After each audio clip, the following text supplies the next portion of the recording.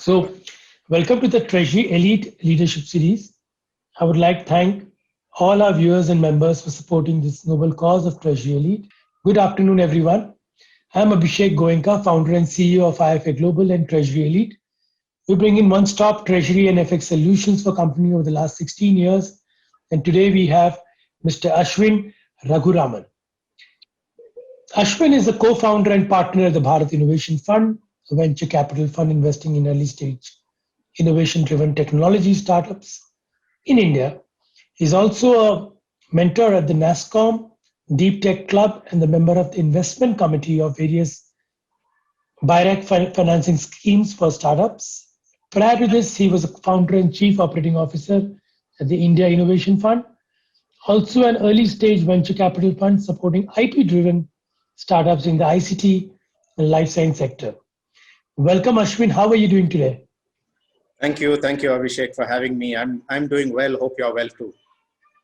Glad to have you today as a part of the series. In the next few minutes, would love to learn about your experiences and the latest trends in the VC and the private equity space. So, Ashwin, my first question to you is that, of course, we are all here to build a business, to earn money, but a lot of global CEOs whom I talk to, it is just not about the money. What keeps you excited every morning and get to work? If I may ask, what is your why? Yes, Abhishek, interesting one. I always like to do new things and interesting things. That's been my career path all this time. I didn't start as a career VC, or I didn't follow the traditional path. I actually started off as a marine engineer on board oil tanker ships of a company called Maersk. And the freshness is what gets to me, right? And that was why I made that choice. When it comes to running a venture capital fund, I think that is repeated on a daily basis to me, right? Or with me, which is the freshness of having a conversation with an entrepreneur who's creating something new on a day-to-day basis. And on a lucky day, you'll come across 2 or 3 of them doing that. So I run a fund which invests in deep tech startups. And every one of these deep tech startups is building cutting edge technology solutions that are pretty much new to the world, right? Or they'll have 2, 3 competitors. And there is immense satisfaction, as you pointed out, going far beyond, making money in actually interacting with these clever minds who are creating something new or looking to create something extremely new on a day-to-day basis. And at the same time, you feel that you are enabling many other businesses through a fund, and that brings a lot of satisfaction as well. It's not about creating just one business. It's about creating an ecosystem and helping multiple entrepreneurs thrive and being an enabler rather than just being that one business that you have created. Lovely. So, Ashwin, everybody has its shares of ups and downs. You would have too. I'd love to know some of your important milestones and learning in your entrepreneurial journey. Yeah, no, interesting one. Lot of downs. I think the downs far exceed the ups, right? But that's okay as long as you see a few ups. You continue to remain motivated. Like I said, I've done many different things in my career. There's a point in time when I created my own startup. This is going back quite a while, even before I got into the fund business. We ran this startup. I had a founder who was very strong on technology. We created a startup which was catering to a global consumer audience. Ran it for a while. It wasn't bad. It was going just about fine. And then I had an opportunity to create a fund, and somebody had reached out saying, listen, we are creating this fund. Would you help, sort of put it together? And then I weighed my options and I said, let's go and try and create a fund. And I had to let my startup go, right, to that extent. And that was a tough choice to make. I won't call it a down, but it certainly was a tough choice to make. Over the years, investing means that you build a portfolio. And in your portfolio, you will see successes and you will see failures.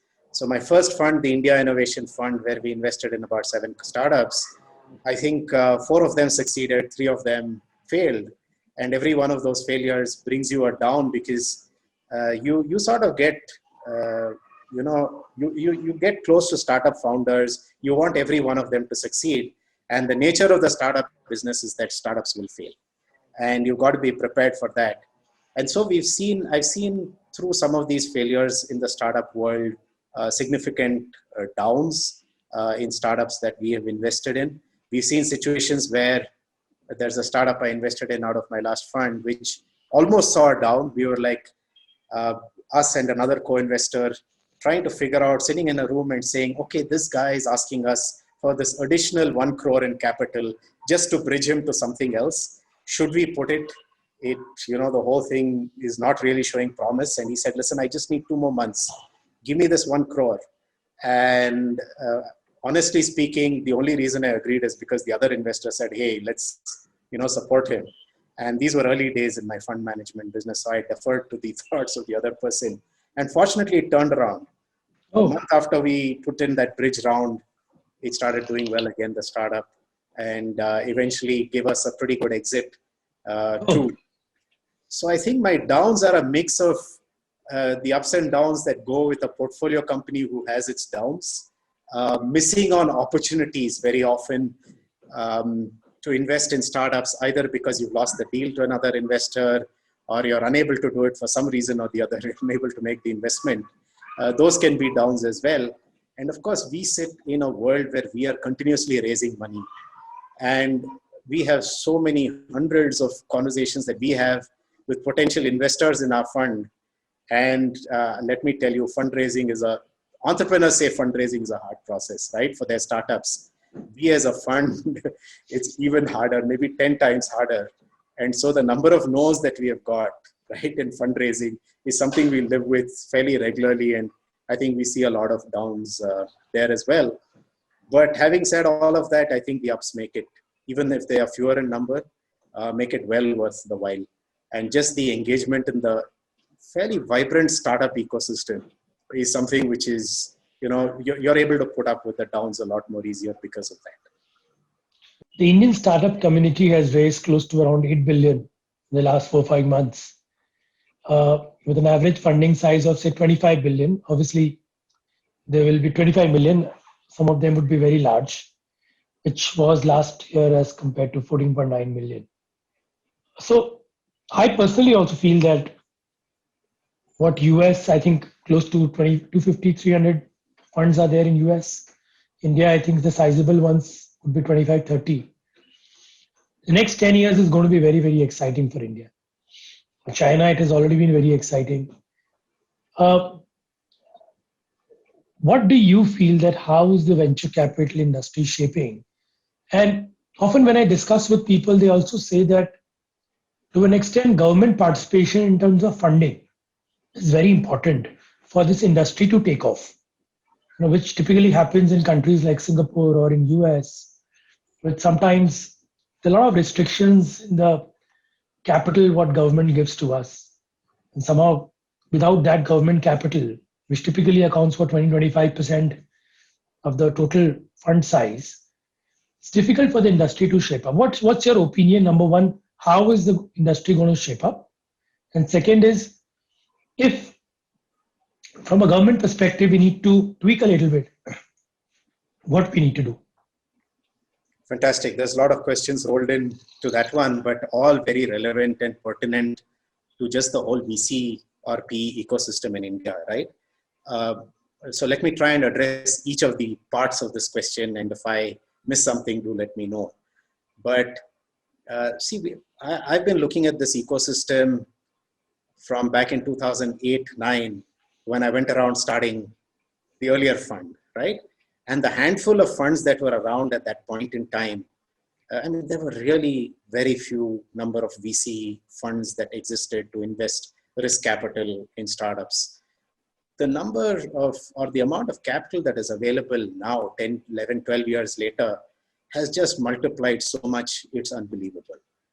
And there is a reason why that has happened. It is also the fact that the number of entrepreneurs have gone up exponentially, right?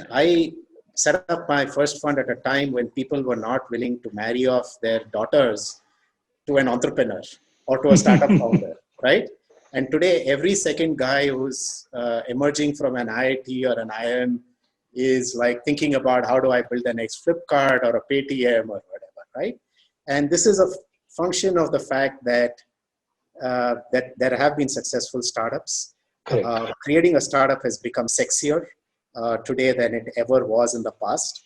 And so everybody who's really wants to aspire to do something, this is like the big aspiration, right? Creating this unicorn has become a big thing in India. And therefore, there are so many entrepreneurs who are coming in who are extremely smart, who are setting up startups which are doing well and creating excellent products or services. And this has obviously attracted capital from other parts of the world. There's a whole lot of other geodynamics that are at play, which also point to the fact that India is going to be or is becoming the recipient of a lot of capital, which is going to be international capital.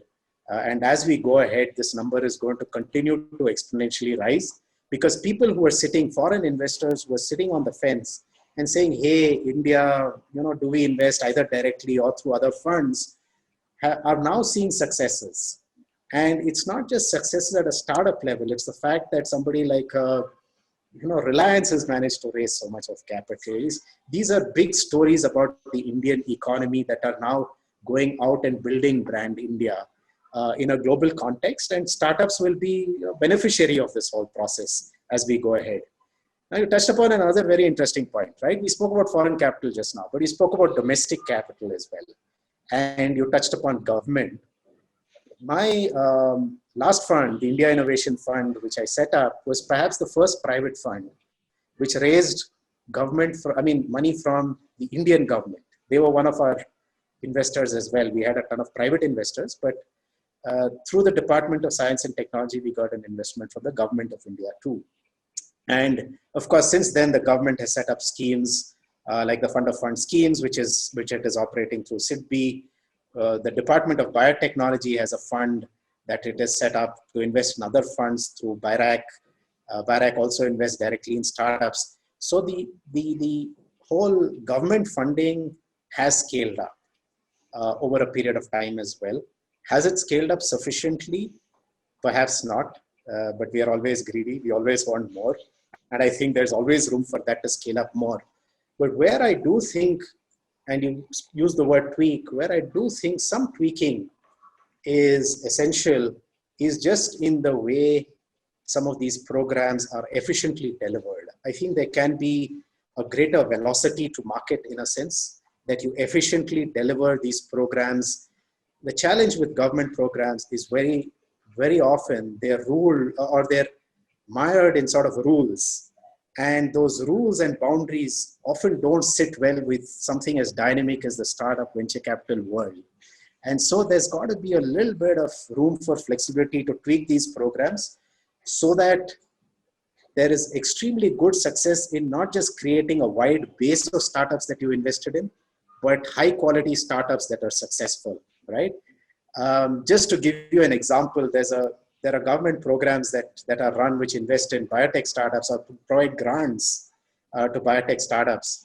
And one of my portfolio companies is headquartered in the US so that it can raise bigger follow-on rounds of capital. But its entire team, 40 of them are sitting in Bangalore and have a big set of labs in Bangalore. And they're unable to get, it's an Indian founder as well, right? She's a second-time Indian founder. And they're unable to access Indian grants simply because their company seems to be foreign funded because there's an Indian fund which has got an international base which is invested in them. So these are the challenges. I'm talking about these small things which need to be ironed out to really promote Indian entrepreneurs with velocity.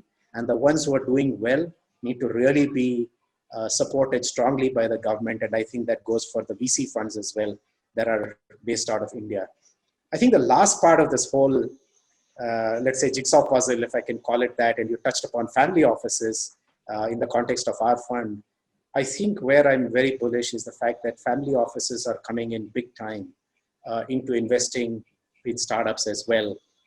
And many of them, I think, have burnt their fingers a little bit investing directly in startups.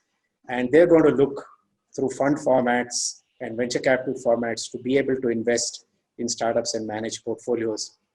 So what I'm hearing from the market and a lot of wealth managers is that family offices are extremely bullish in investing in venture capital funds or in startups directly.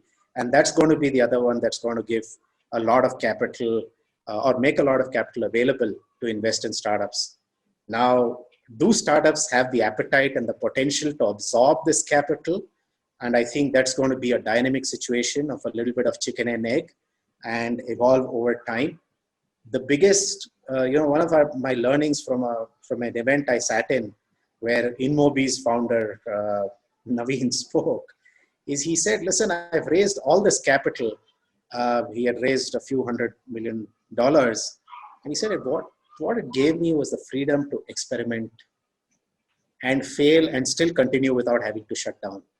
Because in the startup world, sometimes you need to be able to experiment, but also the luxury that if your first experiment fails, you don't need to shut down, right? And so the biggest challenge that Indian startups have faced, I feel, is that the availability of large ticket sizes of capital, a lot of that has come from foreign funds.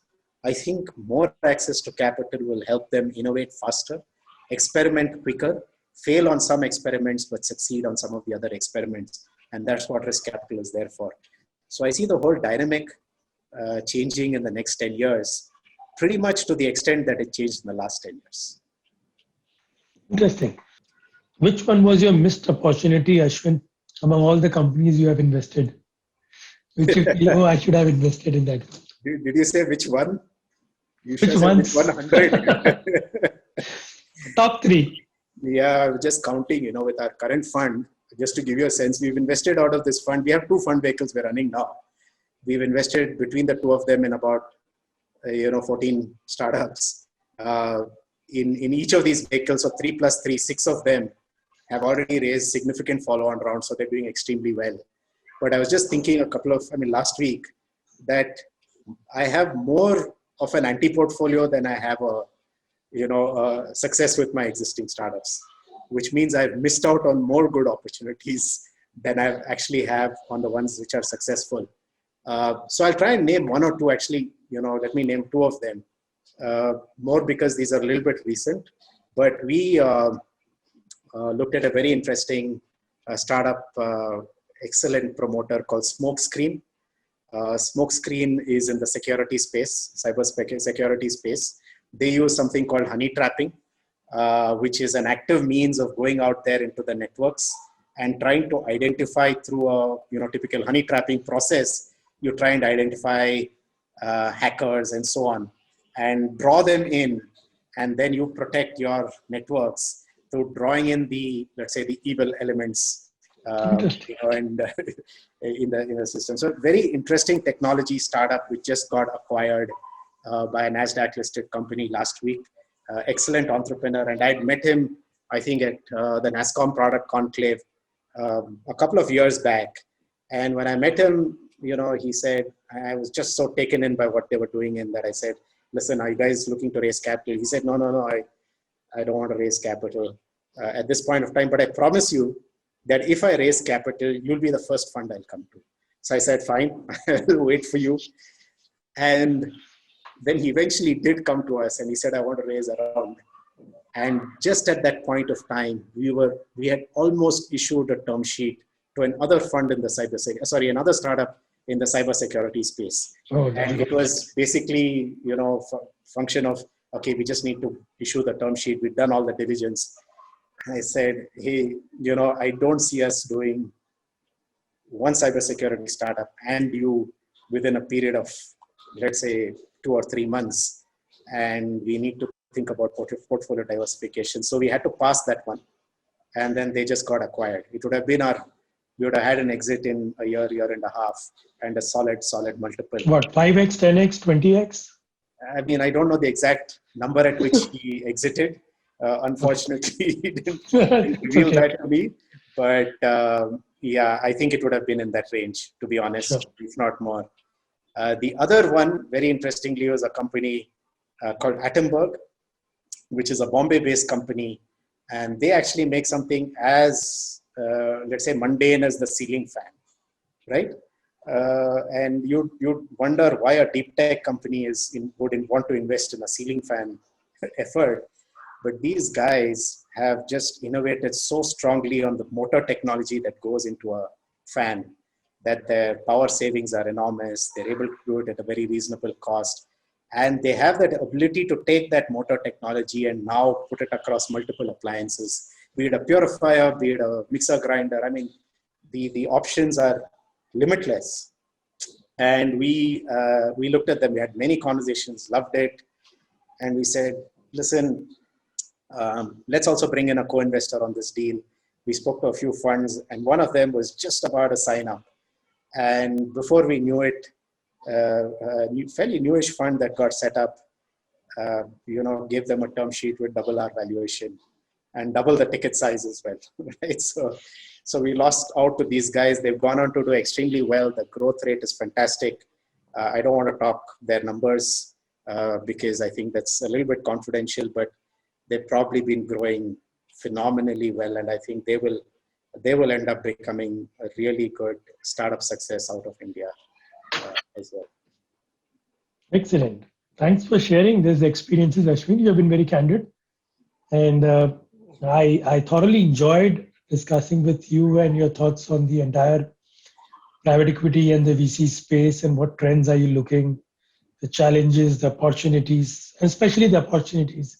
But thank you so much, Abhishek, for your wishes. Lovely. Let me wish you the same. All the best to you with your efforts as well.